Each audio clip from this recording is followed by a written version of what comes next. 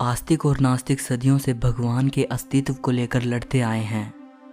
आस्तिक ईश्वर पर विश्वास रखते हैं, जबकि नास्तिक कहते हैं भगवान महज एक कल्पना है। यहाँ तक कि बड़े बड़े वैज्ञानिक, फिलोसोफर्स और थिंकर्स भी इस विषय पर बहस करते आए हैं। क्या आप जानते हैं कि दुनिया के सबसे महान साइंटिस्ट अल्बर्ट आइंस्टाइन भगवान को मानते थे या नहीं? इस वीडियो को आखिर तक देखते रहिए। हम जानेंगे कि सर अल्बर्ट आइंस्टाइन भगवान के बारे में आखिर क्या सोचते थे। आइंस्टाइन का एक फेमस कोट है, धर्म के बिना विज्ञान लंगड़ा है और विज्ञान के बिना धर्म अंधा है। अगर आप आइंस्टाइन को उनके सिर्फ इस एक कोट के द्वारा जज करते हो तो आप पाओगे कि वो भगवान पर विश्वास करते थे। इनफैक्ट उनके इसी तरह के और भी बहुत से कोट हैं। एक बार उन्होंने कहा था, ब्रह्मांड में इस तरह की हार्मनी को देखते हुए जिसे मैं अपने सीमित दिमाग से पहचान पा रहा हूँ, अभी भी ऐसे लोग हैं जो कहते हैं कि कोई भगवान नहीं है। लेकिन जो बात मुझे गुस्सा दिलाती है वो ये कि वो अपनी बातों को साबित करने के लिए मेरा उदाहरण देते हैं। एक बार आइंस्टाइन ने कहा था, मैं जानना चाहता हूँ भगवान ने ये दुनिया कैसे बनाई। मेरी दिलचस्पी किसी इस या उस घटना को जानने में नहीं है, मैं भगवान के विचार जानना चाहता हूँ। यहाँ आइंस्टाइन की इन सभी बातों को जानकर आपको ये यकीन हो गया होगा कि वो नास्तिक नहीं हैं और भगवान को मानते हैं। लेकिन भगवान के बारे में उनके इन सभी स्पष्ट बयानों के बावजूद भी भगवान को लेकर आइंस्टाइन के दृष्टिकोण को समझना बेहद मुश्किल है। और आपको उनके ऐसे बयान भी आसानी से मिल जाएंगे जो उनको एक नास्तिक बनाते हैं। आइंस्टाइन के ऑटोबायोग्राफिकल नोट्स, जिसे उन्होंने 67 साल की उम्र में लिखा था, उसमें वो अपने बचपन को याद करते हुए लिखते हैं कि जब वो एक छोटे लड़के थे तो उनके माता पिता ने एक धार्मिक यहूदी लड़के को होस्ट किया था जो कि एक मेडिकल स्टूडेंट भी था। उसने आइंस्टाइन को यहूदी धर्म की शिक्षा दी और आइंस्टाइन को उनकी पहली साइंस बुक भी दी। वैसे तो आइंस्टाइन के माता पिता यहूदी थे, लेकिन वे यहूदी धर्म की परंपराओं को नहीं मानते थे। आइंस्टाइन लिखते हैं कि एक अधार्मिक माता पिता का लड़का होने के बावजूद बचपन में मैं गहरी धार्मिकता की ओर आ गया था, लेकिन 12 साल का होते होते मेरी धार्मिकता खत्म हो गई और साइंस बुक्स पढ़ने के कारण मुझे जल्दी ही ये एहसास हो गया कि बाइबल की कहानियों में ज़्यादा कुछ सच नहीं है, और इसी तरह उनका धर्मों के प्रति अविश्वास बढ़ता गया। जर्मनी के एक फिलोसोफर एरिक गटकाइंड ने अपनी book choose life the biblical call to revolt Einstein को पढ़ने के लिए भेजी थी। इस बुक में गटकाइंड ने यह दिखाने की कोशिश की थी कि यहूदी धर्म ही अकेला ऐसा धर्म है जो विज्ञान पर खरा उतरता है, और यहूदियों की बाइबल ऐसी धार्मिक किताब है जिसकी बातें वैज्ञानिक हैं। आइंस्टाइन ने अपनी मृत्यु से 1 साल पहले 3 जनवरी 1954 को गटकाइंड की बुक के जवाब में उनको एक पत्र लिखा, जो कि आगे चलकर भगवान का पत्र नाम से मशहूर हुआ। आइंस्टाइन का लिखा ये पत्र कुछ साल पहले 20 करोड़ 38 लाख रुपए में बिका। इस पत्र में आइंस्टाइन लिखते हैं, मेरे लिए भगवान कुछ भी नहीं बल्कि इंसान की कमजोरी से पैदा हुआ एक शब्द है। बाइबल आदरणीय तो है, लेकिन प्राचीन बचकानी कहानियों से ज़्यादा कुछ भी नहीं। कोई भी व्याख्या, चाहे वो कितनी ही गूढ़ क्यों ना हो, इस बारे में मेरे विचार नहीं बदल सकती। मेरे लिए यहूदी धर्म भी दूसरे सभी धर्मों की तरह सबसे बचकाने अंधविश्वासों से पैदा हुआ धर्म है। सो दोस्तों, आप आइंस्टाइन की भगवान को लेकर इन 2 अलग अलग बातों को कैसे देखते हो? एक जगह वो भगवान को स्वीकार कर रहे हैं और वहीं दूसरी तरफ वो भगवान से इनकार कर रहे हैं।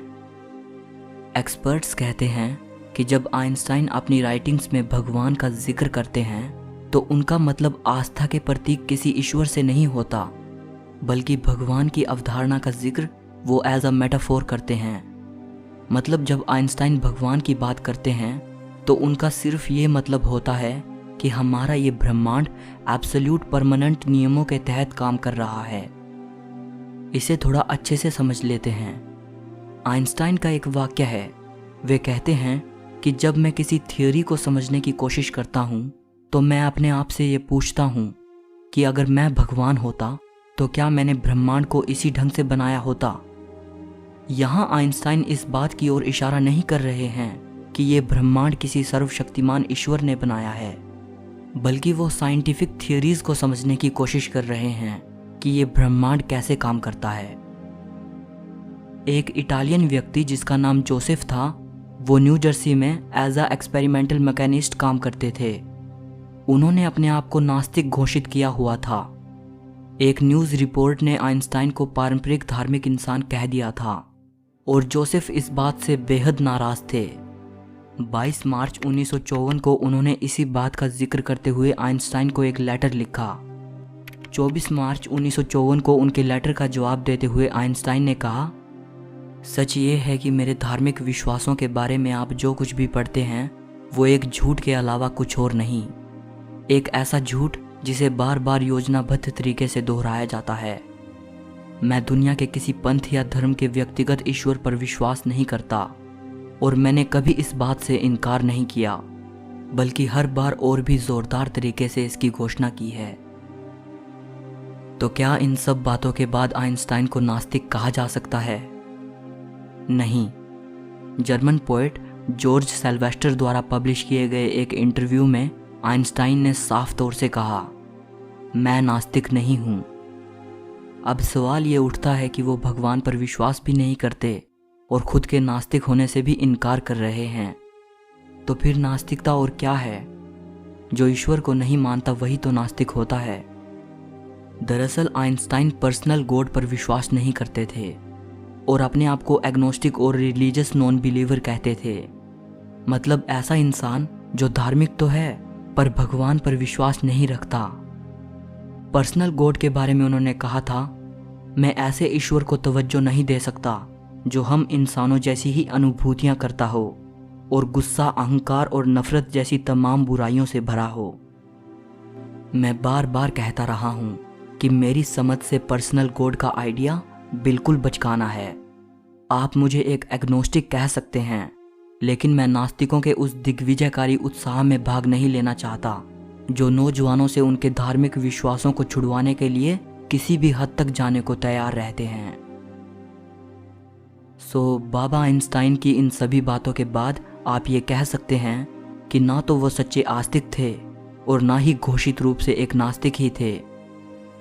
लेकिन इसका ये मतलब बिल्कुल नहीं है कि अपने नज़रिए में वो स्पिरिचुअल नहीं थे।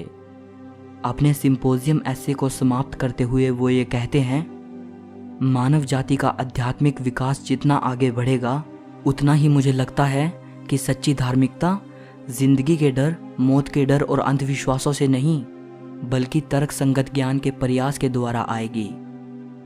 धर्म के बारे में उन्होंने कहा था, अगर लोग केवल इसलिए भले इंसान हैं क्योंकि उन्हें अपनी भलाई के बदले किसी ईश्वरीय इनाम की उम्मीद है, तो ये जानकर मुझे बेहद निराशा होगी कि मानव सभ्यता में दुनिया भर के धर्मों का बस यही योगदान रहा है। ऐसी कोई चीज़ ईश्वर कैसे हो सकती है जो अपनी ही रचना को पुरस्कृत करे या फिर उसके विनाश पर उतारू हो जाए। अगर मुझ में धार्मिकता का कोई अंश है तो वो इस दुनिया के लिए असीमित प्रेम और सम्मान है, जिसके कुछ रहस्यों को विज्ञान अब तक समझने में सफल रहा है।